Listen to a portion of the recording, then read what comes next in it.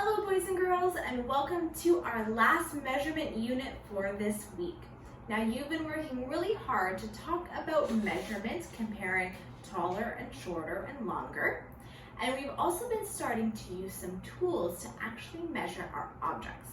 Now last lesson we talked about what some of our guidelines or tips are for when we are measuring with a non-standard tool. That's just a really big word to say we can use different objects to measure with instead of using things like rulers. So today you are going to be doing your own measuring. Your job today is to go around your house and find 2 objects that you want to measure.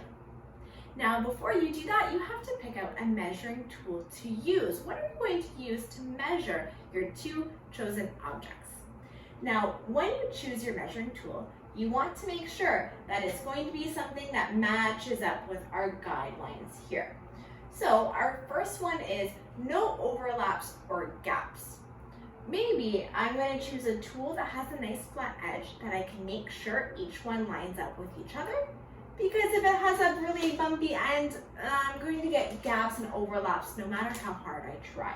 So a good example for that is the Post-it notes I used up here. Each end is nice and flat, so they all line up together. Our next tip is we go from end to end. Now, when we use our non-standard tools, chances are when you're measuring something, it might go a little bit more.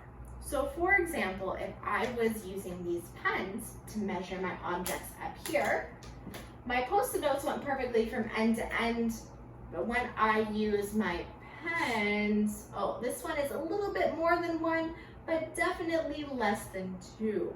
So try and find a tool that's going to suit the size of your objects. So if I'm measuring little objects, I'm not going to choose a really big tool like a pen to do that with. And also if it's a little bit over or a little bit less, that's going to happen. So when you're doing your measuring, just find the best you can and see how close it is. Our last tip, and of course is the most important, is making sure that your tool is all the same size. So when I did it up here in the previous lesson, I used all Post-it notes, but some of them were different sizes and that didn't work for us. So whatever tool you choose, make sure you have quite a few of them that are all the same size. So some ideas that you might be able to use is of course Post-its like I did up here, maybe some pens or markers that you could use.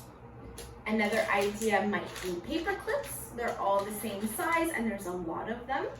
Or you guys have been really creative in the past and I know you're going to be creative again.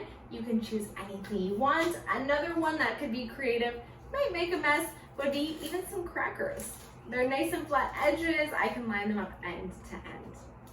So boys and girls, make sure you choose a measuring tool that fits our guidelines here and our tips, and use your creativity. I know you're gonna find some really cool measuring tools that'll probably blow me out of the water.